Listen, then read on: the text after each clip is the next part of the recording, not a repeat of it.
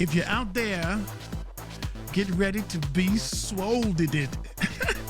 I just created that word because I can. Yeah, I'm your man, Joe Gray. We're back in the spotlight. It's 7:30 something here in somewhere in the world. As you know, a lot of times we come together for love, we come together for hate, we come together for all sorts of things. But right now, tonight in the spotlight, I got a moment of history that you can't miss. Oh, you can't miss it because I said so. Yeah, you know what I'm saying? We're gonna wait and get a few people on. Tonight I got an amazing guest, a brother like none other. His father is revered all over the world, and you don't even know it because you just haven't heard a lot about him. And I chose to make a difference and make a change in that. I wanted to put this man's name back on the map because he's been in our hearts and in our homes for quite a while, and you didn't even realize it. Every time you see American Idol, every time you see The Voice, you should think of Ralph Cooper. And tonight I have his son on. He's going to kick it, give you some of the history, give you some of the moments that we don't know about, give you some of the secrets. Inside the Spotlight with your boy Joe Gray. Yeah, I'm back. I ain't going nowhere.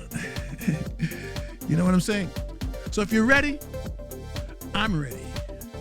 Let's get this party started.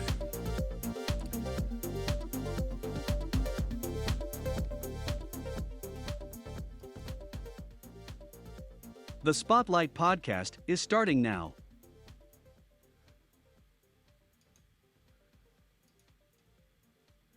Please welcome your host, Joe Gray.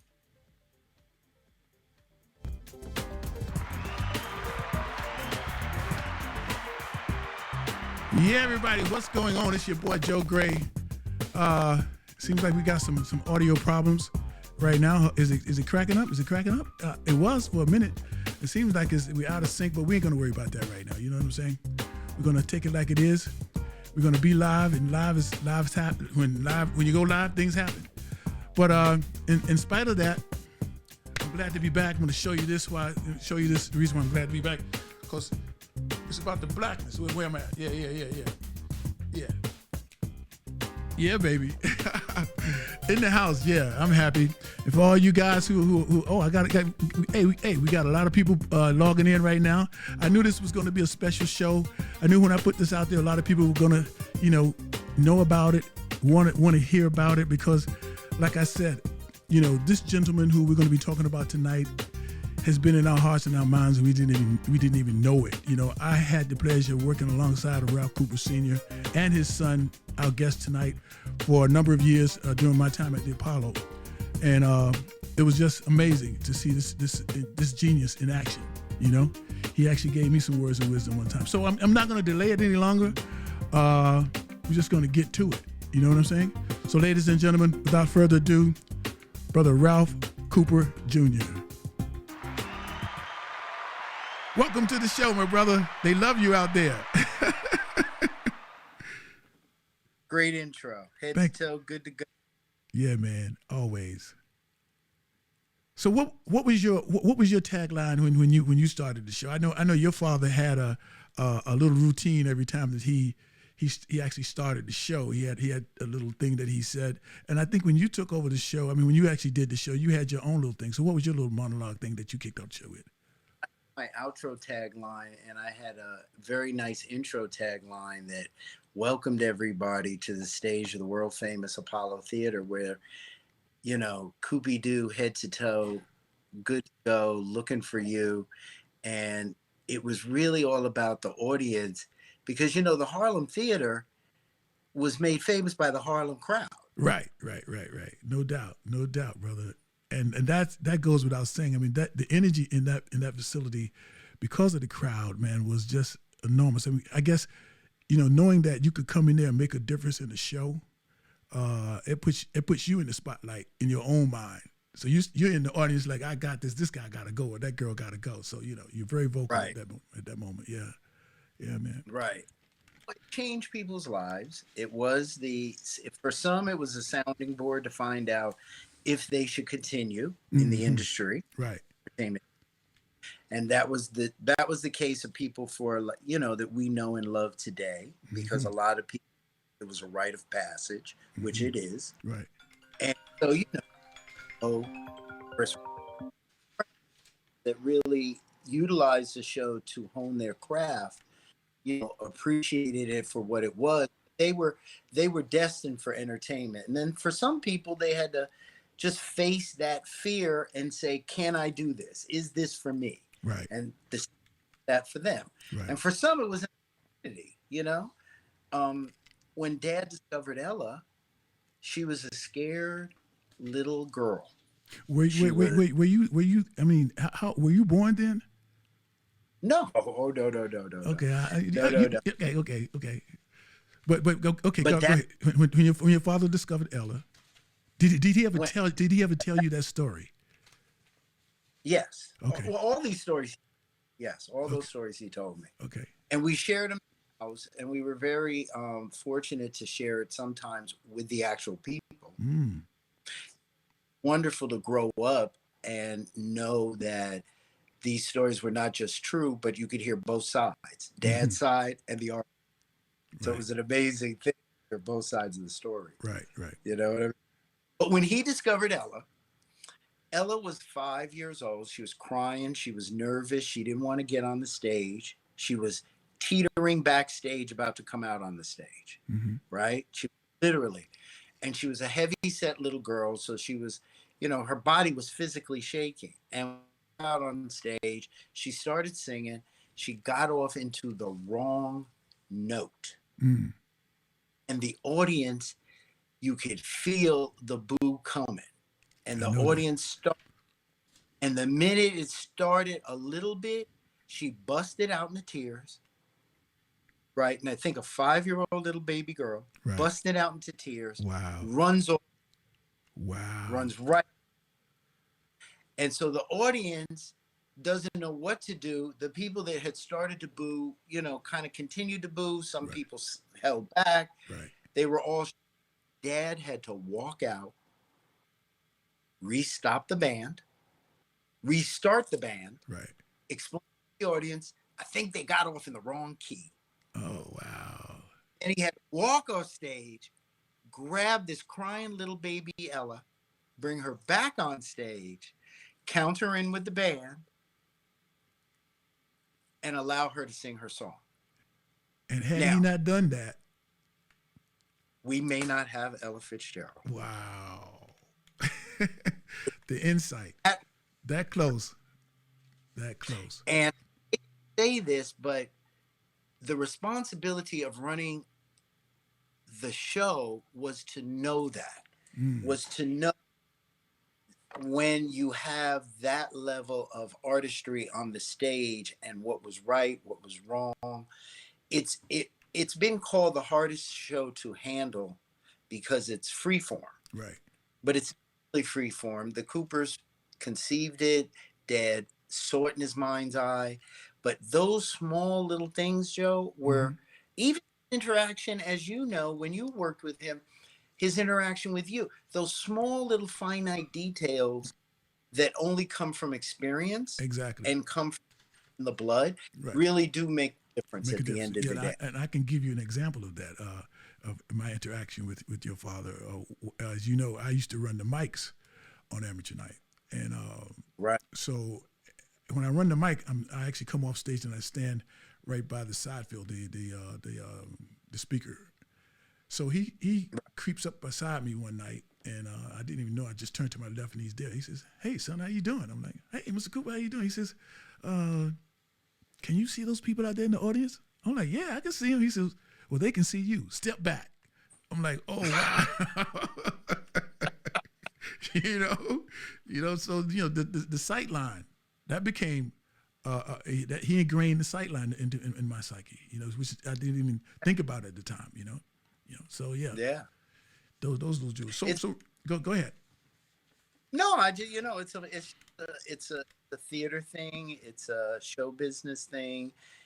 Dad was he made a left turn. His brother went into sports. He was going to be a doctor, and he literally made a left turn into entertainment. He had a vision, Mm. He fulfilled the vision, but it was a vision at the worst time because, first of all, I have to, you know, this is not what we are today. Right. Today we're in a disposable. I can't even remember yesterday. I can stream a show. I can watch a show. I can watch a show on my phone. I can watch it on my big screen. I could watch it on my iPad. Right. This was where you didn't have all of those things. And what you did have, which is kind of represented in the United States versus Billie Holiday, was a very kind of not justified and kind of out of balance situation in pop culture and society in the 30s and 40s. So you got to understand, Dad was a guy against all odds. Mm. As a black man, as a visionary, as a man trying to make a living as an artist, and you couldn't just be anything back in those days. Right. You couldn't just be. If your artistry was polished, you were a great voice and you knew your phraseology was different than the other singers of the day. But 8 times out of 10, you had to do a little bit more than just one discipline. You had to maybe lead the band, do a little dancing, do a little singing, host, do a little comedy. You had to be adept in how to move a show, Right. because you had more than one thing back in that day. You weren't just a paid performer to do one thing and make a living out of it, which is why when so many of the talents had a live thing, they couldn't travel to the South, do a tour. Right. You couldn't just win amateur night, win your week or two at amateur night, because back in those days, you would win amateur night, you'd also win a couple of weeks headlining at the theater. Wow. Couldn't go from there and then say, okay, I'm going to run my tour now to the South, because the South was in a ravaged black versus white state. Of course. So you were not just tours hitting the Instagram. You understand what I'm saying? I understand. It was time. So to create something out of nothing at that time was even harder, I would say, than in other generations and decades, because geopolitically it was all against any kind of what was deemed minority at that time. Great. Geopolitical. That means nobody wanted to help you. Right. That means you do it yourself and prove it to me. Otherwise, I'd rather take and own you. Which now that's kind of like today. Yeah, of course, no doubt. But the difference. Yeah, and not only from like traveling down south, but the competition between each other kind of like held some of the actors back, because I'm pretty sure there were jealousies and disagreements among actors and actresses all the time, and because there were so few opportunities, you really had to be on your A game to get that next gig, like you say, think outside the box, and be more creative to get that next gig, Yeah, you had to be really. You had to really go there. It was a totally different time. And when Columbia Records came around the theater and wanted to sign Billie Holiday, wanted to sign this one, people needed that, because after a certain circuit and what they call the Black Chitlin circuit. Right. Now hopefully everybody, even our millennials and Gen Z friends know that. But there was a black circuit of theater, live theater, where the performers would perform.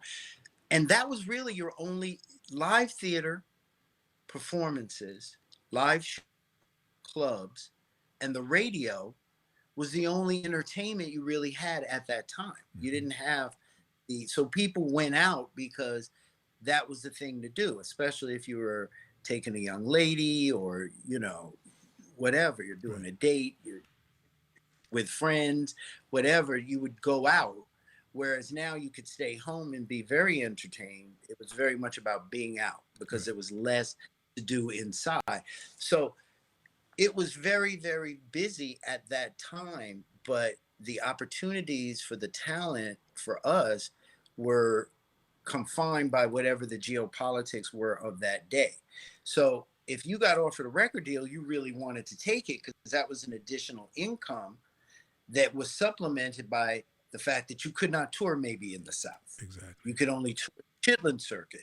You weren't making as much money as your white counterparts. Pretend. So you would have to pay the band and you'd have to pay your people, but you're not making as much money as the white singer who's also in the same town playing at a different club. Of course, of course, of course. You know, Wow. life is like 2021 is different too. You know, Yeah, I mean, we're a lot different yeah. 10 Well, years ago. you're saying that it's different. Well, no, I'm just saying how the changes that life has gone through in our lifetime versus what was going on when Dad invented and created Amateur Night and went from creating it in his mind's eye to actually putting it up. You Right. know what I mean? Mm-hmm. We're in very different, unique times Right. right now. And it's called Back and see. you're right, and looking at it in that perspective, it this time does call for being creative, being different, being thinking outside of the box because of the pandemic that we're in right now. You know, different genres have come about. You know, the virtual presentations now that people have to go through in order to maintain some level of relevancy to their audience now. You know, that brings about Right. you know another creative endeavor, which I you know when it started, that was my thing. I was saying, well, I wonder what's going to be invented during this hard time, you know, because Right. that's when the real stuff, the real people, you know, stand out, you know, in times like Right. these, you know, and the great ideas come about out of times like Yeah. these, you know. Yes. Creativity is born out of stress sometimes. Right, no doubt. Opportunities arise that can be taken, you know, advantage of and move the culture forward. What's your 2021 been like? 2021 is a lot better than 2020. I mean, you know, I unfortunately everybody in America was locked down at one point in a curfew, you know, so you couldn't move. And when was the last time you can remember that you had a curfew in a major city and you have a stay-at-home order? Right. You know what I mean? Right. So incredible what happened. But 2021, you know, I feel bad for the people we lost. We lost some incredible people. Right. You know, we lost some people really close to us. You know, no doubt, Cecily, no doubt. Yeah, I lost my. you know, mother. who I miss terribly, John. You know, who was an Apollo regular, along with, you know, Kenny, who worked with us. And of course, we, you know, people like Fred the Godson, and just people that you really wouldn't know about Right. that for a long period of time. Okay. Let's talk about, you know, your father starting Amateur Night. I do know that was, I remember on 125th Street, you guys had a place there that you guys used to hold auditions on 125th Street. Right. Is that correct? Yeah. How was that entire process? You know, how did that begin, and how did you seek your talent? How did they hear about you? You know, the show. You know, that's a good question, because I'm going to tell you something. That's funny, because really it's about, how do you think this started? Mm-hmm. Yeah. You know, many times over the course, me, my family members, we hear, you know, it really is a story that does need to be told, because how do you think it started? It didn't start by telekinesis or osmosis. It started vision. It actually made it happen. And it's funny to me, because it's funny to me. Well, this bleeds into what you called me about and said, would you be willing to talk about? Yeah. But it's funny, you know, there are some things that we can get into, that we will get into, but it's funny to me that it's not understood and recognized. I think we got to set the record straight. It was a person's vision and execution to make it happen. Mm-hmm. And it happened once, but twice. And that's a story most people don't know. Most people know the long form version of it. But after the theater closed, when Uncle Percy wanted to reopen it, you know, they went to go, the theater was sold, gone, sold. It was already transferred, right? The church had bought it. They would not give Yeah, they would not give the keys to the theater to Uncle Percy. What church They was wouldn't this? give it. What, I, what, I, I don't want to get into it, but okay, there was okay, a church. okay. There was at the theater, and basically they didn't. They didn't want to give the keys to Uncle Percy. They didn't want to give the keys to Uncle Charles Durango. They didn't want to give the keys to anybody. Wow. Uh, and they were not with the plan. And it was Dad that had to go in after they met with Chairman Sutton, Mr. Rangel, and a couple of other Harlem leaders at that time. Mm-hmm. Dad had to go in, sit down with them, and 40 minutes later, he came out with the keys. Wow. Manufacturing Hanover was the original sponsor of the reopening, and they also helped sponsor the gala. Manny Hanny would not sponsor it unless Dad restarted Amateur Night hosting it. What do you think his clout? What do you think his clout in the community was at that time for him to sit in a meeting and do something that your Uncle Percy and Charles Rangel couldn't do? Who was Ralph Cooper at that time? Was he a visible person? Was your father still that radio personality also? Well, the radio and the television and the films had always been in his background. Mm-hmm. But as a Harlem ambassador, as a Harlem resident, Mm-hmm. as a Harlem cultural icon, his clout his swag was over everybody's. Mm-hmm. Because while he was alive, we had a man that actually helped the careers from the late 30s all the way up to that current day to stars that we know, like, I mentioned Chris and Joe and people that he helped over the years that we love today. You know what I'm saying? Right, and right. the theater is still there. And the idea that what was like Nelson Mandela said to me before he passed away when he visited the theater, Ralph, we watch what you do in Harlem, around the world. You are the leader. You have to remember that, and please keep pushing the envelope. Wow. Because they look to us to push the envelope because of what Dad had done in the beginning. Because if you understand that there were riots in the early days in Harlem and things that Dad had to fight against to even get the show to where it was, to then become basically without challenge the first talent show in America, which then launched everything from Major Beau's talent show to everything you can ever imagine, right? Right. Go down all of it, right? All the way up to American Idol today and all of this. When you think about what impact that was on not just the community as a torch and a light and a goodwill, and look at all the stars that Dad found coming, like with the Ella story. Mm-hmm. If that torch hadn't have been there, we might not have these stars, or it might have been a different way that they got to the top. You follow what I mean? Mm-hmm. This was at least a place of solitude for them to get to, so they could use it as a launch pad. And many of the icons that really set the pattern in American music, that's exactly what Amateur Night was. I mean, Dad found Billie Holiday down the block. Wow. So he brought physically Billie to the Apollo. Isn't that crazy? That's amazing. She had come up, Joe. She did what? She had come up from the South wanting to come to New York to just meet Dad and be an Amateur Night. Wow. So let me tell you the Billie.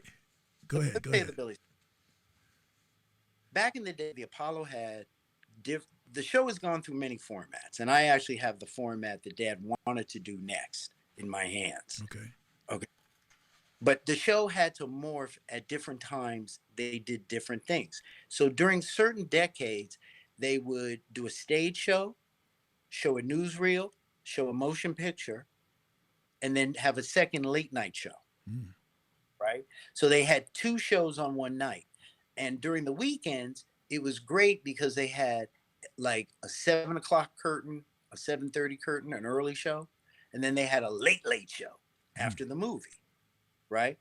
So Dad, because we love Italian food, our whole family, there was a very Italian restaurant down the block at 135th in a bar called the Big Apple. Okay. which, by the way, was named because of New York. New York got the name the Big Apple From that from bar? that bar. Wow. Yeah. So so they had famous Italian food. And so Dad went down for dinner between shows, right? Hmm. And so in the back, there was a soapbox and a spotlight, and this girl got up on the spotlight unannounced and started singing. And Dad heard the voice and he went, "Oh my God," and ran back after the show, after her song, and said, "Hi, I was so captivated. I came here for dinner. I heard that voice. I can't believe it. I love that voice. I'm Ralph Cooper from the Apollo Theater, and I'd like to bring you to the Apollo." And she busted out crying. She goes, "I came up here to meet you, Mr. Cooper, from the South." Wow. Okay. Wow. Well, where are you staying? What are you doing? Right? Where are you staying? She goes, she didn't have a place to stay. She only had one suitcase. Dad helped her get a place, helped her get some clothes, showed her Harlem. And the next Wednesday, as a special guest, because this was like a Thursday, the next Wednesday, and they, the Apollo did amateur night on Wednesday, but Dad did other shows on Thursday, Friday, Saturday, including he conceived and produced reviews, Hmm. which were the week shows, right? Hmm. And he conceived and produced shows around certain artists. Like he worked with Chick Webb's band and this band and that band. And then he would also help put together the shows from some of the people that he had helped win amateur night, that won amateur night, Right, right. but that were Came. as so they felt comfortable. And he would say, "Let me introduce you to this singer," and then kind of help formulate the show. So Mhm. the Thursday, Friday, Saturday show was not amateur night, but Dad was still working at the theater, creating revenue, creating shows, and Right. allowing opportunity for singers Mhm. and for our talent to work. Because see, underneath it all at this time, you also got to remember that Dad was very concerned about the Black artist and the Black musician, Mhm. because all the theaters at that time were not necessarily having Black crowds. Of course. Of course. My very first motion picture was The Cotton Club. And one of the most frightening things about the movie The Cotton Club is the fact that it was only Black performers, but Black people could not come into the Cotton Club when it was smashed up in the middle of Harlem. Wow. But you had all the hoi polloi coming from downtown. The mayor would come, every rich person, the Astors, the Waldorfs, Mm. all of them would come. But you and I live around the corner, we can't get in. Right. So Dad was very concerned about job opportunity. So the more shows he created at the Apollo, the more the drummers worked, the more the guitarists worked, Mhm. the more the dancers worked, the more the models worked, Stage the hands. more the stage hands worked. Mhm. There was success, and there was a what is called today branding Mm. of the actual. See, Dad made the theater famous. The theater didn't make Dad famous. It's the Right. other way around. Right. Right. Amateur Apollo famous. He was thinking about doing it at the Lafayette. He tried it at the Mhm. Lafayette. Mhm. He did little small little shows, but he felt like the Apollo was the right warm home Mhm. for it.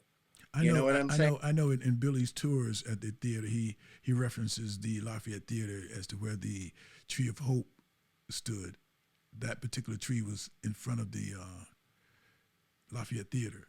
Is that And the bookstore on 125th, and the what? Universal Book, and the bookstore is also in front of Okay. the bookstore. Okay. Okay. But let's get a minute, because I'm gonna tell Okay. you a little bit about The So- real deal. So Dad takes Billy, who doesn't really have much clothes, and he helps her, and he gets her a room at the Hotel Teresa. You know, Harlem had a hotel at that time, Okay. Interesting. very famous. Yeah, and Fidel Castro and Cassius Clay, and Mhm. all Mhm. stayed at the world famous Hotel Teresa. Anyway, so he brought her to the hotel. He got her a place to stay. He got her settled. She met my mom. They became good friends because they were both singers.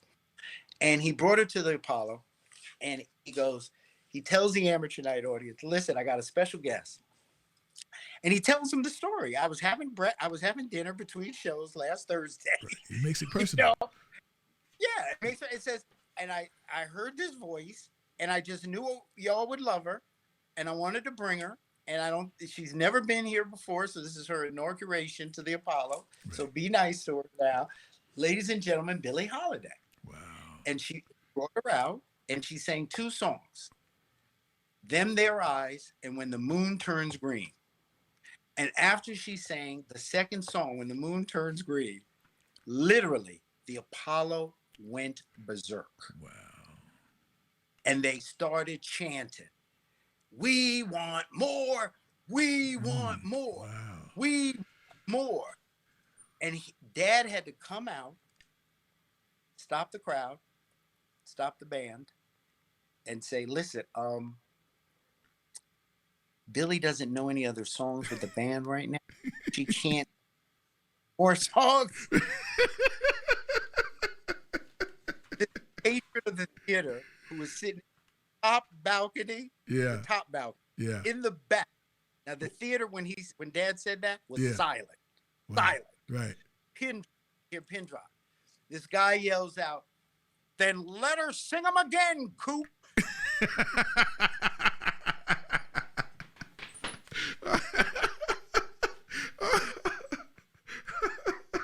And that's That's great, man. That is a great story, my brother. It's crazy because, you know, when you hear it from that perspective, you know, different perspectives, it's such a shame what she went through. And that movie that Lee did, you know, is really amazing because it capsuled. She was in a war with this guy that was in law enforcement. He was just after her, you know, and who knows why, really. But, you know, it's an amazing story about an artist who also had all kinds of issues personally and professionally, but her artistry and her soul was in every song, every note. And that's what prevailed. Yeah, you felt it. Yeah, you know? Yeah. It's funny you call the show Spotlight. Yeah, because I thought when I heard you say something about your dad saw her in the spotlight, I was like, yeah, okay, she's got to be there. Yeah, why'd you say that? Well, because Dad did a show in 1965, right? Before all of us was born. And that show was the first... Before who was born? Before everybody on this podcast was born. That show... Go ahead. Right, Joe? No, go ahead. What you was just a thought in your daddy's pants. No, sir. In 1965, I was a junior in high school. Oh, God bless. Yes, sir. Well, in 1965, Dad had a breakthrough. Leonard Goldenson, who owned and started ABC Network, had asked Dad, because his Dad went from the stage of the Apollo Theater to motion pictures. He had a very successful run radio. He put Amateur Night on the radio, which helped promote Amateur Night and make it very world famous, because the word of mouth was amazing with the radio angle to it. And so literally, you know, his star, besides being a Harlem ambassador or cultural icon, had risen all over the world because of the movies, et cetera, et cetera. And so, but in 65, Mr. Goldenson said to Dad, you know, I want to try something. And this is way before, you know, any late night, you know, Saturday Night Live type of alternative programming. So they did a show, and Dad said this would be they had tried other shows, you know, NBC had done the Nat King Cole show, but ABC had never tried anything like it. And so they tried a show, and they put it on Friday late night. It was called Spotlight on Harlem. Wow, that's crazy. Yeah. Well, I do know since I called the show the Spotlight, I've seen a lot of references, you know, the shows that actually use that term in their show name. So that's why I called this one Inside the Spotlight to differentiate a little bit. You know, that's incredible though. I mean, great minds think alike. That's all I got to say. Hey, you know, bloodline runs deep. No doubt. That's funny. That show was really a forerunner to to, the In Living Colors. Forerunner in the sense it was the first time you saw uh, black dancers and black models on Hmm. television, and Hmm. black, the way they were, in a very exotic setting on television in a fast-paced hour. Right. The funniest thing about that show was, at one point, they they won the ratings when the show came out, Hmm. and they couldn't swallow the fact, read my lips, they couldn't swallow the fact that the show had rating. Wow, that's That you crazy. had the Bernie Johnson Dance School, you had all these incredible people that were on the show that were great and that had never had a shot at being on television before. Hmm. Anyway, so ABC was not so sure that this rating could be a late night on a Right. Friday. Right. Right. They just, you understand what I'm I saying? understand. I understand what you're saying, brother. And they proved him So wrong. ABC and says, "Hey, we all due respect, we got to rerun the Nielsen numbers on the show because we think we made a little boo boo and want to be sure." Right. And so Dad said, "Okay, so let me know how they come out." And so he get 3 days, 4 days later, he gets a call. He goes, "Mr. Cooper, I got to apologize." He goes, "Why? What's wrong?" He goes, we reran the ratings to be sure that our numbers were wrong, Yeah. and we were wrong. The show was higher rated than we were giving it. Wow. That's amazing, brother. So it just shows you the want, the need, the love, the care, that how much people wanted the entertainment. You know what I mean? Of course, of course. Now you speak about there were shows during the week and shows at night. I remember my first time coming to the Apollo from down south. My mother brought me there along with my girlfriend and my sister and her boyfriend. And at that night there was two bands, Kool and the Gang and the Manhattans were playing. Honey Coles was the MC at that time. Mm-hmm. After the Mm-hmm. show, after the two performers, shows, they came out and said, "Okay, ladies and gentlemen, it's time for amateur night." So this lady was sitting next Mm-hmm. to me, and I said, "Well, what's that?" She said, "Well, they let singers come up and people come up and sing or play." I said, "Really?" So I asked my mom. I said, "Can I go up there?" She says, "If you want to."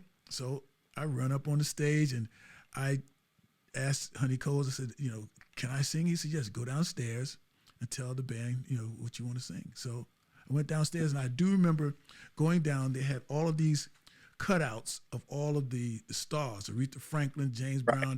They were actually life size at that time, and I'm Right. like, wow. Right. So I go down and I tell the band, the keyboard player, what I wanted to sing. I come back on and they call me out to sing. I think it was "Let's Stay Together." So I didn't win, but I didn't get booed What? off either. No, I didn't win, but I didn't get booed off because I didn't know what the premise of the show was. I didn't even know that you could get booed until I saw somebody before me get booed. And I'm like, what have I got myself into? so so I went out there and I did the song. Like I said, I didn't win, but I didn't get booed off. As I'm leaving the theater, when you walk out of the lobby at the back of the theater, those the big doors that you walk out of, there's a like a fire hose. There's a fire hose. There was this lady who grabbed my arm.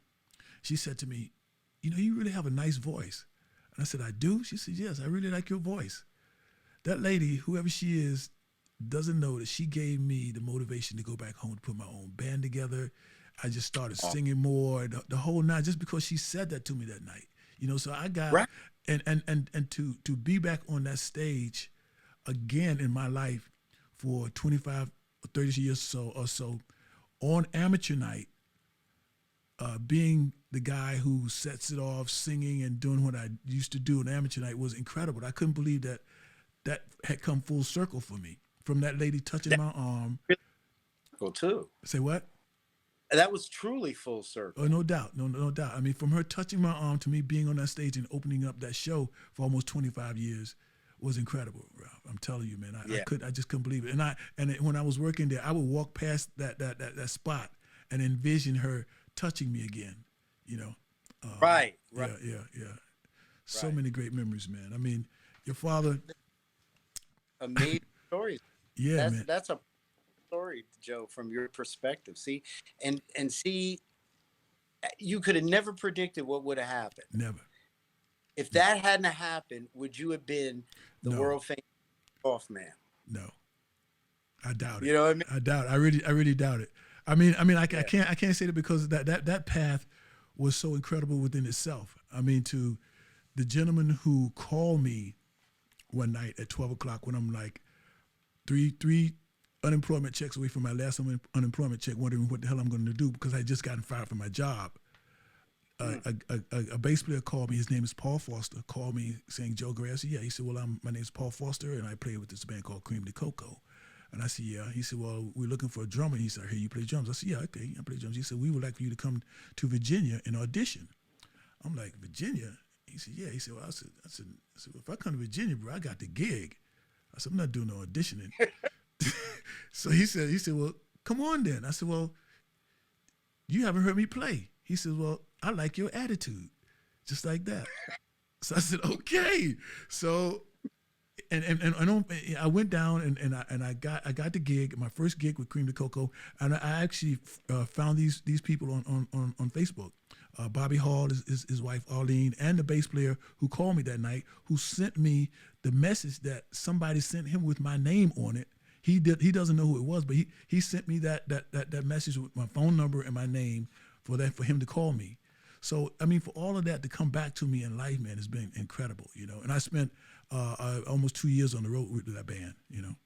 So that leading up to my time with Cameo, Aaron Mills, the bass player, he and I came with Cameo together, and I'm meeting Joe Whedon, who was the one of the road managers for Cameo, him becoming a production manager at the Apollo Theater, me seeing him again on the street of New York, me telling him that he tells me that he works at the Apollo. And I said, if you need somebody, you know, give me a call. He calls me. My first job with the Apollo was a truck loader, you know, because he called me with Stevie Wonder, and I unloaded their truck, and the rest is history, Right. man. You know, I stuck it out, and yeah. So it's incredible, man. And shoot, I mean, you know, those intimate little details to me are the real heart and soul of the whole thing. Right. You know what I'm saying? Right. And we can't forget the young lady who actually put the cap on my singing on the stage also, and that's Miss Eva Isaac. Well, Yeah. let's talk about you her. and Eva. Yeah. Let's talk about Eva. Yeah, I've seen some. Go ahead. Our first lady of the Apollo Yeah. would come to the Apollo and fight to make sure that she had that ticket on reserve every week. Okay. You know what I mean? So you're saying at first she actually paid for it at first, right? But she made sure that she got it. Yeah. Oh, she was actually paying for it. Okay. Absolutely. Wow. So Dad said to management, "Listen, Eva is a part of the show. We got to get her a ticket every week, and I want her to sit right where she's sitting. That's her golden chair." Wow. That's deep. You know what I mean? I know. Well, love to Eva and to Erskine, her son, who's very Right. in the music. But it was Dad that made that happen. And I just got to say this. Dad that interface Right. you have. Right, of course. And we're going to get to that story, but I just want to say to the point of him going to management, you know, saying this is what we need. This is what we have. And them listening. You know, it's so. Oh, I understand. Trust me. Well, there's a big disconnect in theater. Usually, traditional. I don't care. You know, you pull it all the way back to the Roman days if you want. Right. But there was a traditional thing in New York theater between the owner who had and the guy that owned the theater and the producer who said, "I have a concept, I have a show, right? I want to put it up." Right. And that's gone on from you know, because the theater owner, no matter how inversed in the theater they are, can't help but say, "I love the concept, but can you do it a little bit cheaper?" Right. Because if you put a little, we got a deal. I can make a little. Right. Right. We got. Okay. So, you know, are always, you know, how do we maneuver it? Whereas, like I said, you know, Dad was concerned about how do we get the black musicians, actors, stagehands, more work, Right. more work, and more work? How do we push the culture? Right. You know what I'm saying? And so there was always this. Right. There was always a problem Mm-hmm. between the producer and the owner. Mm-hmm. You know, always that, and you still have that today in theater, very prevalent. Of course. Both uptown and downtown, because the economic dollar is such that if you're in a small theater and you have large overhead like union overhead, Mm-hmm. you can't make your nut. Right. You know, Mm-hmm. and it puts a pressure on how you maneuver that. But there was always that angst. That was always that fight. But he had to fight that over the course of years with different owners, the Schiffmans, obviously, for years. Mm-hmm. You know, but he had to fight it. And even with Uncle Percy, you know, like Uncle Percy's a genius. Mm. Uncle Percy was a visionary. But Uncle Percy was so smart because he decided to make sure to let you know that if you were a genius, he recognized it and he would put you in that position. Mm-hmm. So he knew to buy LIB BLS, but you never saw Uncle Percy rushing to get on air and say, I'm the program director. Right. He knew to hire from, he knew to bring in Uncle Hal Jackson. Mm-hmm. He knew to do this. He knew, but he also knew, my God, there needs to be a BLS in the marketplace. Mm. So his genius needed to couple with someone else's genius that he could help create the opportunity to widen it out even further. But part of a genius to me is knowing your boundaries. You know what I'm saying? Right. So I only say that to say, in theater, you push the boundaries.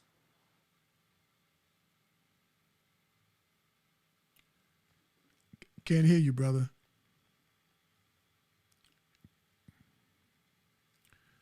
We're having a little technical difficulty. Hold on just 1 second. Gonna come back. Okay. Gonna get him. He's back. He's back now. Yeah. Get him Sorry. back. Okay. It's no problem. I got knocked out by one of my producing partners. Speaking of the devil. Hey, did I tell you I got a new TV show coming up? Oh no, you didn't. What's a new TV show? New TV show, new movies coming out. Stay in the screen. Yeah, you kind of like off to the side. Yeah, we want to see that lovely face. Okay, there you go. So but the idea is that you really can't. That fight between theater owner and theater producer has been a traditional fight in American theater for everything. And so imagine that you have that fight, plus you're a black person, right? Plus you can't even. You could do a show, but your uncle and your cousin can't even come see you in the show. Wow. They're not even allowed backstage, only the performer. So that kind of disconnect was a very heavy thing and a heavy toll on a lot of the performers, because they felt that even though they wanted to perform their art, they couldn't share it with some of the people closest to them who had supported them their whole life. Right. You know, so intimate things like how to change that, how to work around, were part of what Dad really pioneered as a producer. And what he entrained into me, and I think even you and other people that worked with him for long periods of time, is those small little details that, because if you realize that if he hadn't have done this, we wouldn't have Ella. If he hadn't have done this, this wouldn't have happened. This one could have lost that one. If you know, Luther won like one time, but Luther got booed off, you know, 4 or 5 times. Dad didn't encourage Luther, you know. You're gone again.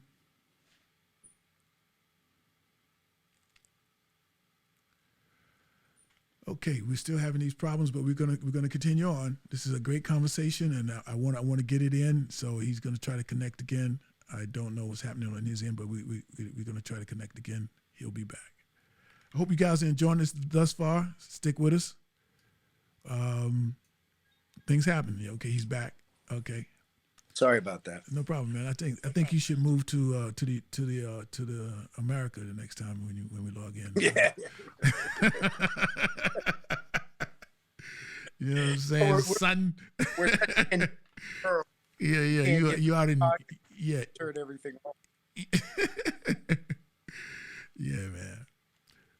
Yeah, but it's very important, and that's why I've always said it's very important to tell the story correctly, so Right. that the next generation understands the journey that was laid out for them is not a road that they paved. Sometimes the journey is paved for them. They, of course, have to find their way onto the road. Of course. I'm not saying that the journey is not intense and powerful.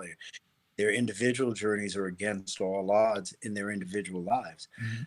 Um, People did lay down and die for us to have better every generation. Right. Right. You know, Mhm.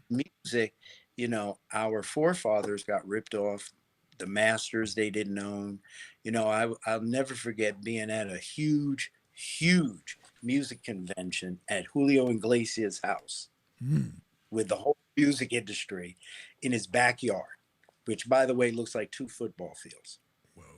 But Julio loved Dad, and I was a guest there. And that night, they actually called out the recording industry and some of the heads of the labels, because they said Sam and Dave, because one of them was sick. Sam and Dave have not gotten there. That was a great duo from the past. It was black. I know. Hold on, I'm coming. Right, right. Mm-hmm. They had not gotten their royalties, and one of them was really sick, and their manager went into a very passionate speech about what was going on in the industry and about how black performers built these labels but now are dying sick and homeless, and their father and mother have passed away, and these performers don't have families and don't have a royalty to live off of. Right. Wow. And it was horrible. People have died to pave the way for what we are able to do and to continue pushing the envelope. But seeing those little signs made you who you are. Of course. I think something you and I went through at the theater a lot. Mhm. Of course. We saw people that we knew would become stars. We helped them. Mm-hmm. We were very loving to people that even in the auditions. Now, you brought up how we did the auditions. Imagine you're sitting there and Karen Anderson walks in, or Wow. D'Angelo, and you had these great people with great talent and great voices and great style walk into the auditions, where you knew in the back of your gut, that's a star. Right. They're going to go. As much as I made jokes and had fun, there's Karen. Karen Anderson right there, baby. Karen has a great story we got to tell about when they tried to do the Apollo record label. Okay. We got to tell that story. That's a great story. That's a great story. Cool. But yeah, there was great talent that you knew was going to rise above and do well. Mhm. And when you see that, you nurture it. But it's a very loving, giving. I see you, not I don't see you, because I only see myself. Right. You have to be able to see some of the signs, and I don't see enough of those being instigated, and I don't see enough of those being pushed out, so that our generations just use that as a lifeline spiritually through the years. Mm-hmm. Spiritually through the Right, years. right. You follow? I follow that. You talk about spiritual, Joe. Not a lot of people know that story about the vicious dogs at the Apollo. Do you know that story? No, let me have it, brother. The vicious dogs. Yeah, let me tell you about the vicious dogs at the Apollo. This will give you an idea of what you're dealing with. Okay. If you don't understand what the Apollo is, you could sit there if you don't know really how special the plane is, you're flying the plane, but you don't really know how special it is. Do you understand? Mm-hmm. When we reopened the Apollo and Dad got the keys, one of the things that had to happen was a lot of rewiring. We had to fix the place. Okay. Right? It was the roof was bad. There were some things that really needed to get done. Right? And because things were a little loose, you could and had people not living, because at that time nobody really lived on the street the way they live on the street now in tents. Mm-hmm. But what you would have is homeless people could break in easily to the theater, and Right. because nobody was patrolling it Right. and walking it every day, you could be there for 2 weeks and nobody would know it Right. if you found a way in. Mm-hmm. If a door was pushed in the middle of the night, there was no one to check you out. Anyway, so when we took the theater, there was a nervousness, like we're going to put in all this equipment and we're going to have to fix it. And instead of just putting the equipment in, taking it out, and putting the equipment in and taking it out every single day, why don't we leave it at the theater? Right. You got all these scaffolding, you got, Mm-hmm. good equipment that was heavy that you couldn't move. And then you had other equipment that was easy to steal and Right. move around if it. Mhm. So they wanted to make sure that the theater was protected. So we wound up finding the most vicious dog protection agency in New York City. Hmm. And we hired the most vicious dog protection agency in New York City, where they would come, and in the night, every night, they let the dogs in the theater loose. Mm-hmm. They come pick them up in the morning, and then they bring them back the next night, basically to patrol the theater. Right. And the dogs had free run. They could run it upstairs, downstairs, and Mm-hmm. So the first night we did it, let's say it was a Monday, they came in the next day and the dogs were whimpering. Now, these are vicious Doberman Pinschers, Right. right? The dogs were kind of wimped out, just sitting down in the middle of the first floor. Right. Just sitting down, okay? Now, you're coming to pick up your vicious dog, and he's sitting down in the middle of Yeah. the floor. It's like, what are you, Yeah. fucking silly? What are you You doing? should be running up, Right? greeting me, or whatever. Greeting me, Yeah. barking at me, Right, right? right, I'm right. coming in hazmat and suit and pillows on my arms and all Yeah. this kind of thing. Right. Right. So the second night this happened, they were like, wait a minute. It must be the dogs. This is crazy. And this is embarrassing because we just did this contract with the Apollo Theater. Right. Oh my God. Right. So now this happened Monday night into Tuesday. The first night of the dogs was Monday night into Tuesday. Now it's Tuesday night into Wednesday, same thing. So Wednesday, they're like, oh, don't worry. We're going to change the dogs. Must be the dogs. I don't know what they ate. We're going to bring in the most vicious pit bulls we got. Right. So Wednesday night, they bring in the most vicious, the top of the litter. They come in the next morning, same thing. They go, okay, this is wrong. Something's wrong. So we're going to not just let our dogs run free the next night. We're going to our competitor, Avis and Hertz, Right. Right. right? Giants. We're going to our competitor and we're going to get their most vicious dogs. We're going to pay them some extra money and we're going to bring them into theater and let them run free with our dogs. I don't care if those two dogs fight, but we're not going to allow us to walk in on Friday The same and thing see happened. what we've been seeing all week. Yeah. So now you got two companies' dogs in there, right? We walk in on Friday morning, the dogs are whimpering. Now, these are the most vicious dogs on the planet Earth, breeded for protection, fed gunpowder for dessert. They're whimpering at 8 o'clock in the morning when the guys come in. So the guy's like, what is going on? So they were so flabbergasted, they decided to put one of their guys in the theater, Right. bring in a fresh crew of dogs for set, because now you're at the weekend. So now they're like, what's going to happen? Is the theater going to be wide open on Sunday because these dogs can't seem to handle themselves? Yeah. So it's Friday night into Saturday.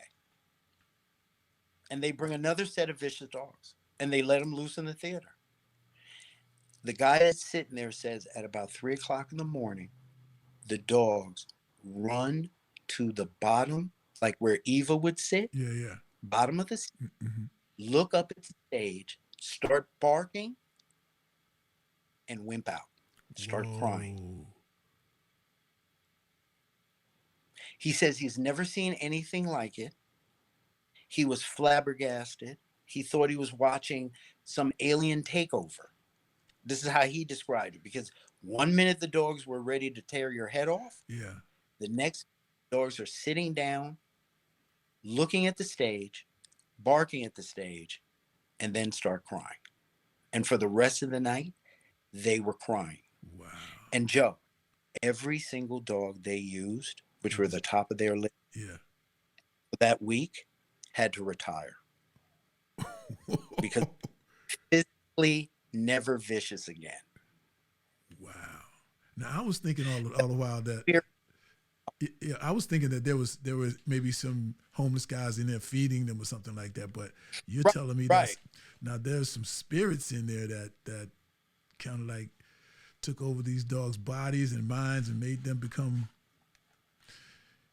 incredible people.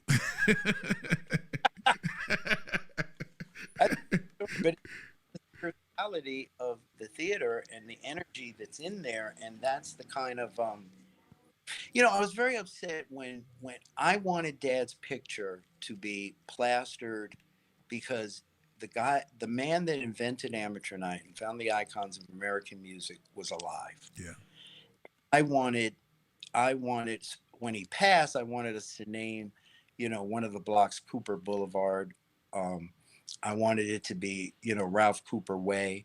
I wanted the theater to blow up his poster, the famous pictures, and there's the one poster of him, because he was an icon beyond icons, because he helped nurture other icons. Right. You know what I mean? Right. And those he never wanted to manage. And there was a particular reason. He said, I don't want to manage, but I want to be the best friend to Billy and Ella and Dinah Washington and all these people that he find and nurture or help, because he was in a better position to always be their friend than to be their man. Right. Wow, that's interesting. But in that comes all the bonding amongst the Black artists at that time, and then how they dealt with Hollywood, each other, theater owners at that time, et cetera, is an amazing story, because it was a time when they didn't have the kind of communication that we have today. Mm-hmm.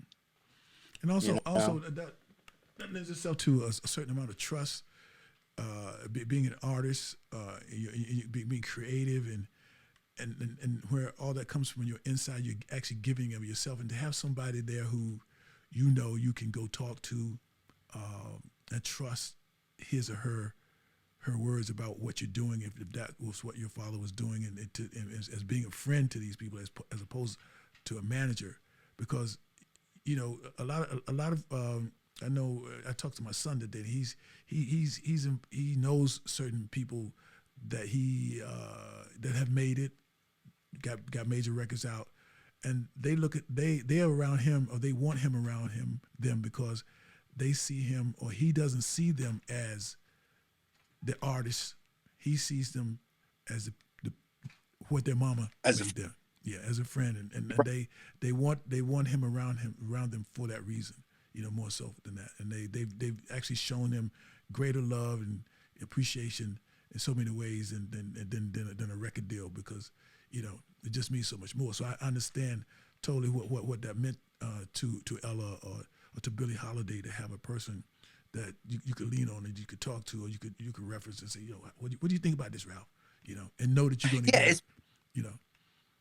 Right. It's priceless. And when you think about Billie, all the stuff she went through, she had been abused as a child.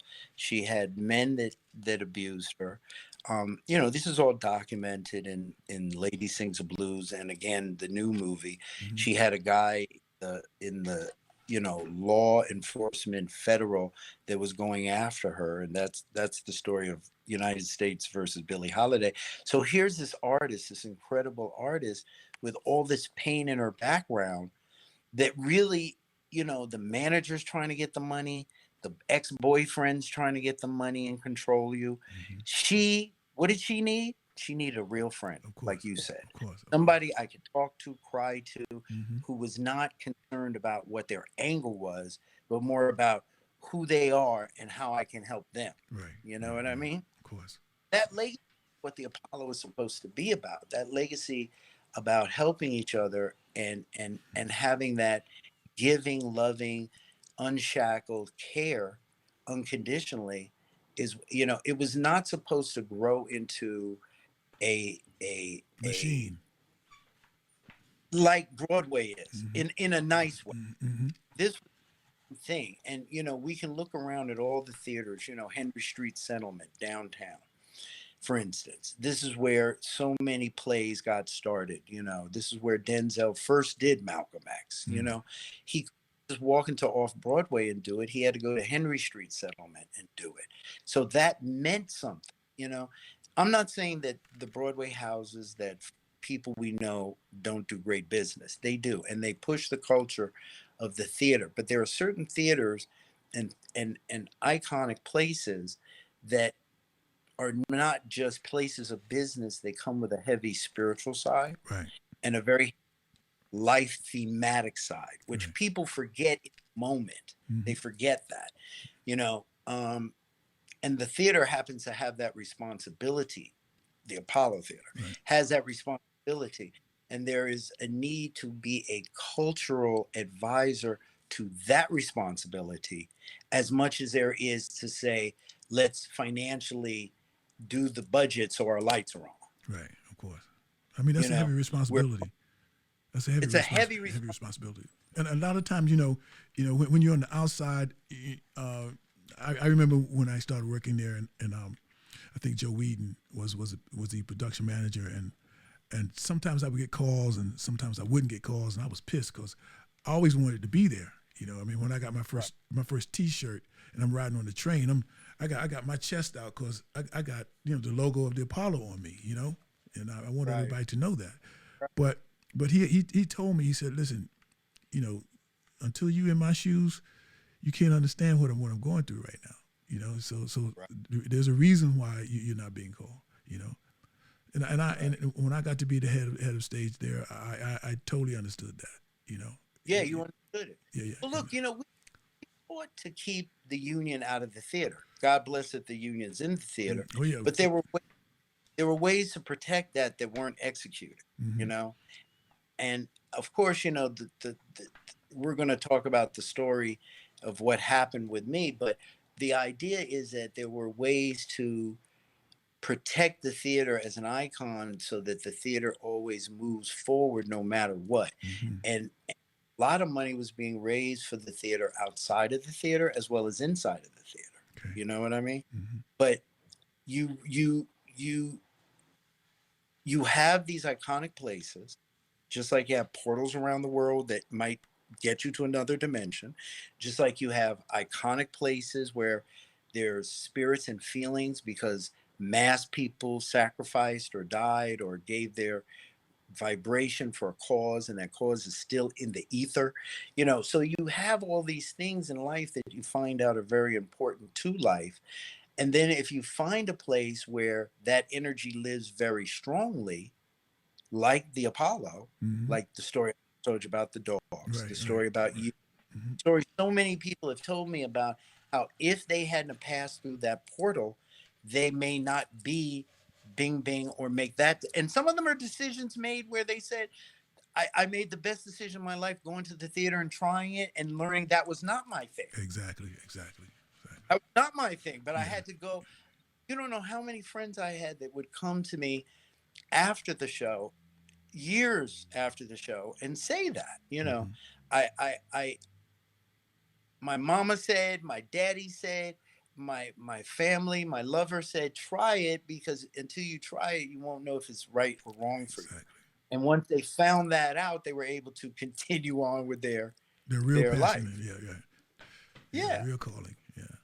And then for some, there was a real calling for them to do something else, but they had to come to the stage and sing because of whatever, like Tommy's wife. You remember? Oh yeah. Like, Tommy Tomita. Tommy Tomita, Yeah. like Tommy that couldn't talk English at all, Yeah. not even close, Yeah. and would open up the mouth and sound like Big Maybelle singing blues. Yeah. It's like, what? Excuse, who is that? If you close your eyes, you know what I'm saying? But those people said, I had to come to the theater. I had to immerse myself into this. I had to find out that this was my calling Mm-hmm. or not my calling, or I had to allow this thing in me to come out. Right. And it's funny because we talk about immersive today and sustainable today, and all these are words that are like, I'm 23, I'm sustainable, I'm a billionaire, I'm tech savvy. It's all about the vibration. The walls are down. The office. Skate around the office. Don't walk around the Yeah. office. Yeah. Skate around. Yeah. All these things have now come into pop culture at the highest level of business in America as very serious things. Like, respect your elders, respect your females, respect your young kids, respect your minorities, respect your pillars of the community. But all these words that we're talking about, spirituality, sustainability, you know, the connective between the people, I feel like you're a creative and I want to support you being a creative, are things of language of today. These aren't Right. language of the 30s Of we're course. talking about. Of course. But it plays so much into decisions that are made today, whereas you and I were living that immersion every day of our lives. Yeah. You know what I'm Yeah. saying? Yeah. Tom, you spoke about Tommy Tomato. I mean, who just passed away, I think was last year. And you're right. He couldn't, talking to Tommy, you just had to keep shaking your head, Yeah. But he somehow got his point across to you, Yeah. even though it was a language barrier. But my thing about Tommy was you didn't have to. Pardon? It was about the heart for Tommy. Of course. That's what I'm saying, because you didn't have to understand his language to understand Tommy. Every time he saw me anywhere, he greeted me with the passion and with the love. And if he had a tour, he would stop his tour and tell us. I don't know what he told them, but they would all bow and be appreciative. Absolutely. He made a difference in the Harlem community. One man made a big difference, just like your father in the Harlem community, and in bringing so many people to that iconic theater and having them enjoy the simplicity of Right. life. Absolutely. Yeah, man. He was a true treasure, and I would say a lot of the people that were involved with the show were, whether they got a check or they were there because they loved it, were all there underneath it with a feeling of compassion and I need to be here. Yeah. And it just went up levels. The Tommies of the world, like you said, Mm-hmm. I don't know what he did, but he did so much to move tourism into Harlem. I'm telling He's you. like a hurricane. Right. You know what I'm saying? And It was amazing. Yeah. You know, Kamiko has taken that over now, and I'm pretty sure once the pandemic, is cleared, she'll definitely assume that role. I think she was actually responsible for getting Amateur Night over to Japan. I think they actually took the show and made it a version of that over in Japan. It's just how big. Yes. Get the call, and I'm very upset about that. Well, what did you say? Could you say that again? I said, yes, they did, and I didn't get the call, and I'm very upset about it. Okay, well, now they know. I'm upset about it. Huh? Because let me tell you why I'm upset about it. Okay. Andy Warhol was a great friend of Amateur Night. Okay. He supported people like Eminon, the Baby Beatbox, when we signed Eminon to Mark King's label at Pow Wow. Pow Wow was at Polygram. Delic and Kenny were signed to Capitol with X-Town Posse. Karen was going to be on the Apollo label. Billy Robbins was on the Apollo label. I think I may have some of those pictures. Yeah. You keep talking. I'll pull them up. Clarence Treadwell. People were there because they loved it. People were there because it meant pushing the culture. People were there because at the bottom line, you were a part of something very unique and special. And we did. There's Billy, Uncle Percy, and Dad. Yeah. To the Sony of the Apollo label. Yeah. It's you and your father. Yeah. Boy, do I miss Dad. Yeah, man. And you also you sent me. I think it's time I want to play that little clip that you sent me. Yeah. Oh, from the show? From the show. Just let people get an idea of what it was like. People, Miss Hazel Goodman and the duet together, winners are tied for you.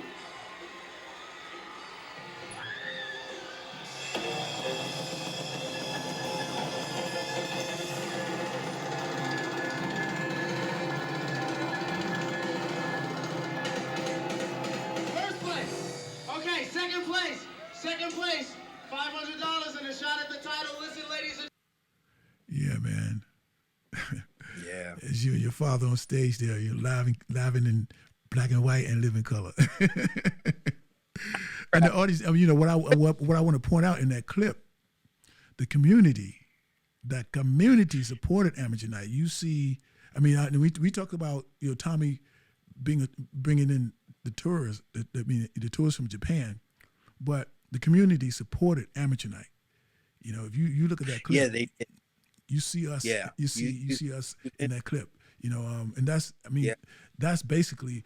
And many nights, the reason why we were sold out was because of that, because the community had sold out the shows and the tourists couldn't get into the show. They had to pre-buy weeks in advance. Wow. So it was crazy because you'd come into New York and you'd say, "Oh, I'm here from Paris. I want to go see Amateur Night." They would say, "Okay, yes, in 3 weeks," because we're sold out for the next 2 weeks.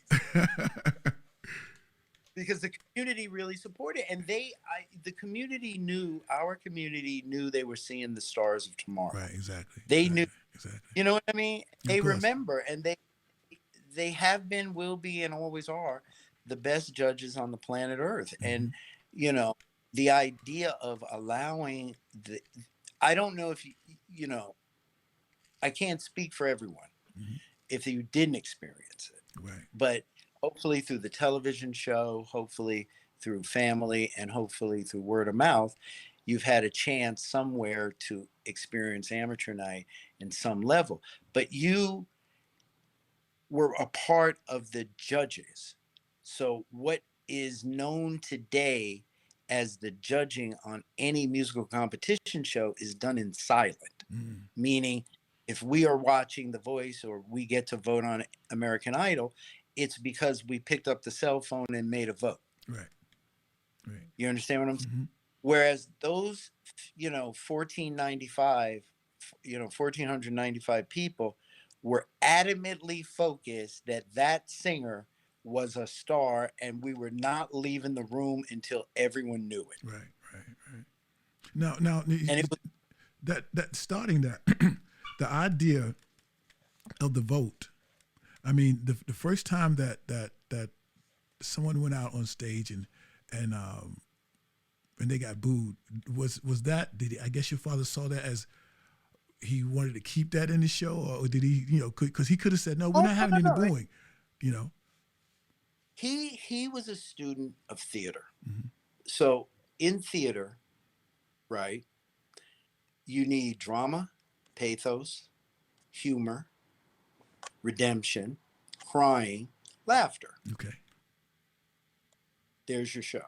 Wow. So if you're not qualified enough to understand that, and then weave in everything else, anything that can happen, public events, something that just happened 2 hours before the show, but everyone's aware of it, a superstar that was at the back that we dragged on stage. And how many times did we do that? We did that from Tom Cruise to Mike Tyson. Right, Mike Tyson, Wesley Snipes. Wesley, oh my God. Remember the time we tried to grab Mike Tyson to come on stage and he was pissed off at somebody, not at the theater. He was pissed off when he walked in and he was mad and he said, I don't want to see you. I don't want to talk to anybody. And I tried to drag him on the stage and he was dragging me and someone else. We were holding on to his forearm and he was walking the other way. With both of you. That was the funny thing. But yeah, you had to be fluid because, most theater shows are not a free for all. Right. In the sense that it's a planned, rehearsed, right. specific That's hour the and a beauty. half with That is the 15 beauty minutes. of that show. That is what You never you knew what never you would knew. You get. never knew. It You never was knew. not what you. Yeah, of course. And I think that's what people. That was the draw. Once you come in and you see that and you feel that and you experience that, it's like you. That was the crack back then. that was the crack back then. I know it. I've That was experienced.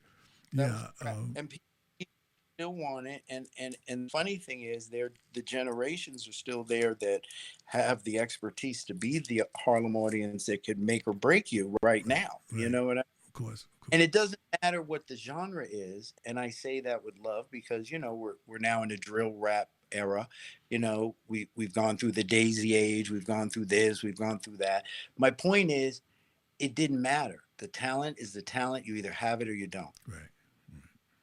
No, that's very true. You can adapt to whatever's going on at the time as far as the style, but the best artists that came on that stage, they brought a little bit of their own swag and their own style, and they went on to bring that style to the world, because people say all the time, my God, the voices that were there at that time in pop culture, not just at Amateur Night, but the pop culture that we were listening to and the stars that came out of Amateur Night were distinctive, which is why you could have a Dinah Washington and a Billie Holiday and an Ella and a Sarah all in the market at the same time and enjoy all of them. You know what I'm saying? Yeah, like I was saying, witnessing D'Angelo or Cisco, come through there and perform on that show. I mean, and then to see them come back as stars, and the big thing, that they remembered me when they came back. This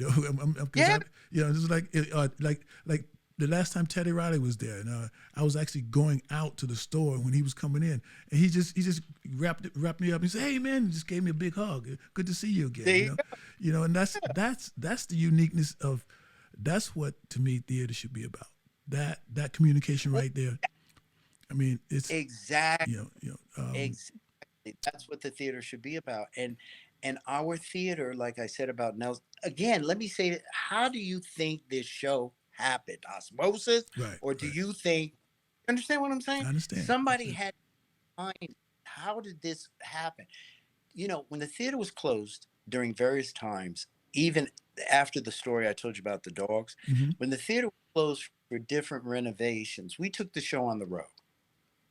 And Andy Warhol was a big friend he was a supporter of Amateur Night, but he was also a big supporter of some of the stars that came out of it, like I was saying, Eminon, et cetera. Right. And, we went to Japan because of Andy. And we actually were involved with a big arts festival when he was alive. It was called Cosmopolis. A guy by the name of Ruichi Sakamoto, who was a famous Japanese composer, orchestrator, was there. And we represented America.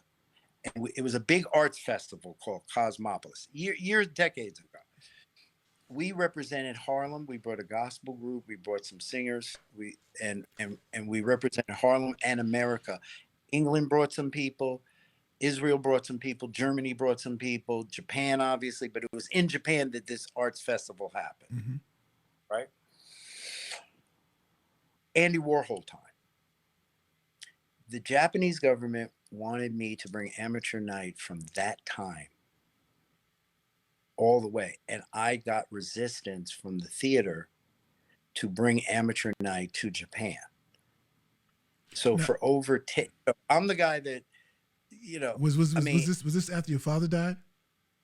No, Dad was alive. So how at that time did the Apollo actually? What I'm saying but hear me out. For the theater to give you some resistance, wasn't it your father's show? Couldn't he bring that show anywhere he wanted to? Yes, but we didn't want to do it without the theater being a part of it. So because we were very close to the families, that were doing. So we wanted to do it together. So you want to keep consistency with the name and everything and the brand and everything so that. Well, not so much the brand. We could take the brand anyway. And when the theater closed, We took the brand to DC. We took the brand downtown. We moved the brand around. But just as I was lifting up to do Japan, there was a little problem. So jump cut to years later, when I heard a Japan thing happen, I felt like, oh my God, that's been X amount of years, 10 years in the making. Right. What are you talking about? Right. So it's just, it's interesting, but it's I'm the guy that brought Coca-Cola to the Apollo. Do you know that? No, I didn't know that. No, I just saw the sign that we used to hang every week. listen, I wanted to bring, this is a funny, stupid story. When we reopened the theater, we had a chance to open the barn. And we were going to get a lift to open the barn. Okay. So at that time, I said to Uncle Percy and Dad, listen, we can get a sponsorship. But I would, don't laugh at me, but I drink Pepsi and Mountain Dew and Cherry Pepsi. I want to get Pepsi in here. Right. So I went and spoke to Pepsi. Okay. And I made a presentation and they loved it, but they took too long to decide. And Coca-Cola said, why don't you come make a presentation to us? I said, okay. Right. So I went over, so Walter made the presentation. Hey, Coca-Cola made the decision immediately. Wow. We'll do this deal right now. And that's how Coke got in and Pepsi didn't. Wow. But I want Pepsi first. Yeah. I like Pepsi too. I do too. I just happen to like Pepsi. Yeah. Pepsi wanted to do a worldwide tour. They saw the vision of going further and taking the show on the road. Right. So that's one of the reasons I really wanted, besides my pure love for Pepsi. But there's a lot of little things that we brought to the show over the course of the years. So I felt like if I could move the show to Japan, that because I brought the sponsor to the theater, right, and because I'm under the guy that invented it, I'm producing the show, I'm co-hosting the show, right, let me run that division. And it became a question of, it was so big, it was such a big thing, and I had gone there, because of the arts festival. People wanted their hands in it because it was going to be potentially a huge money. Mm-hmm. Mm-hmm. Okay, so it got to be a little bit of a battle over what would be a huge moneymaker. Of course. And, so instead of going into a crazy zone, everybody decided, okay, let's wait a minute. And it didn't happen. Right. For the love of money. So when I'm like, well, how come I didn't get the call? Nobody knows you, son. Who? Ralph Cooper Sr., Ralph Cooper Jr., who? Ralph Cooper II, the third, the fourth, and the fifth. Yeah, right. Do you think if I come to the theater right now and say, hey, I want to host my show, my dad's show, we should put this in we should do this as an exercise. What do you think the theater will do? Well, maybe we should ask it could be a question for our listeners. What do you think the theater would do if Ralph Cooper II would go to the theater and say, can I host my father's show? Or would you want him to host his father's show? Right. Hit us up. What do you think? Yeah, let's leave that, because there is an answer to that very question, but let's leave that. That's a really good question. Yeah, let's leave that out. That's interesting. That's interesting. Yeah. I would be, knowing what I know, it would be really interesting. Anyway, very interesting. Yeah. This has been past my hour, and due to a little technical difficulties that we had in the beginning, but an overwhelming amount of significant and amazing information you have giving our listeners. And what I want to know is, would you come back next week and do like a part 2 of this? Because obviously you have so much more to give than I can do in this particular time frame that I have right now. So is it possible for you to come back? Mm-hmm. Yeah, I would come back. Okay. Yeah.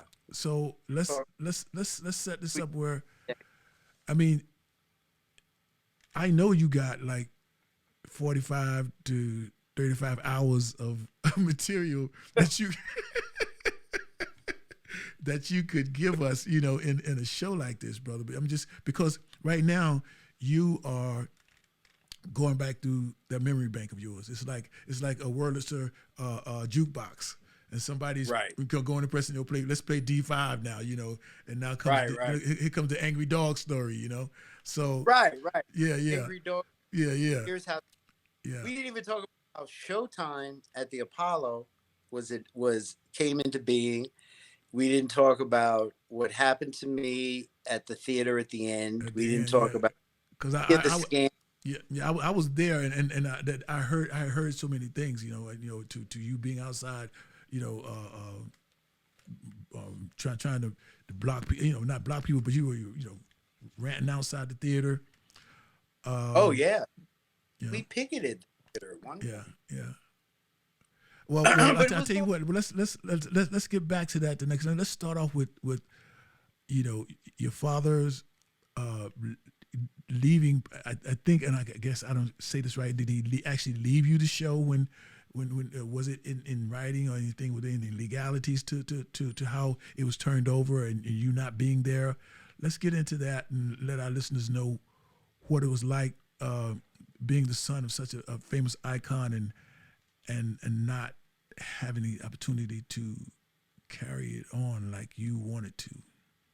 You know, being left out of the spotlight.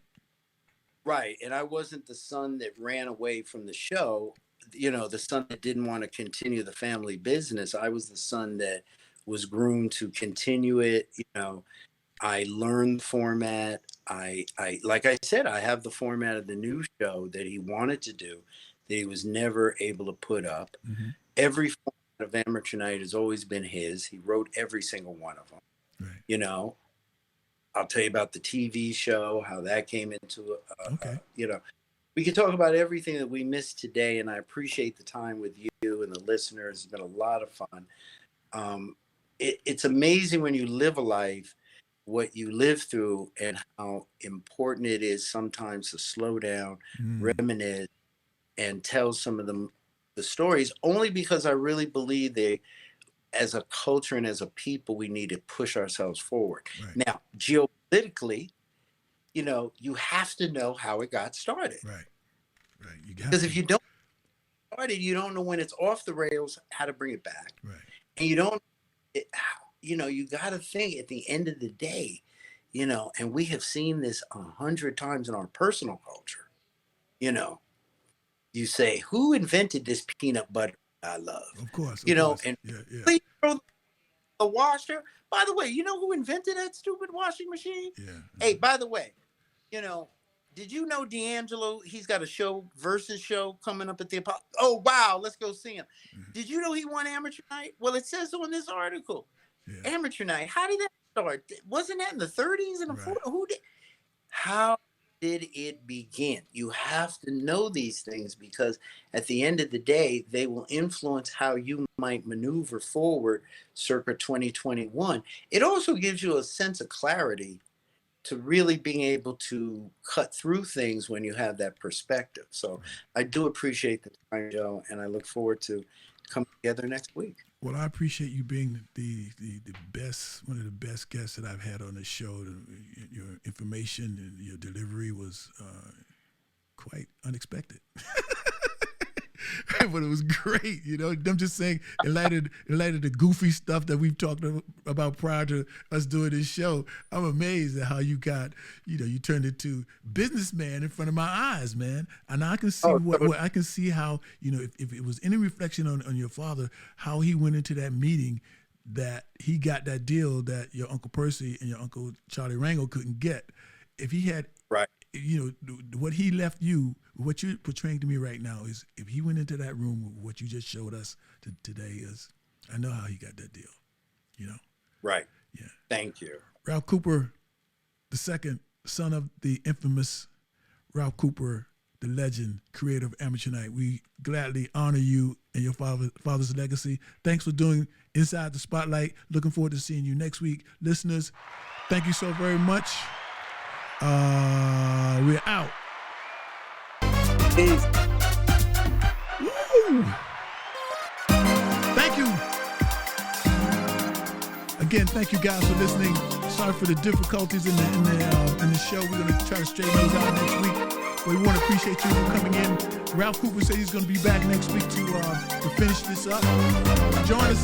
Look out for the invites. Look out for the message. Stay close. Stay loose. And also stay inside the spotlight. Love you.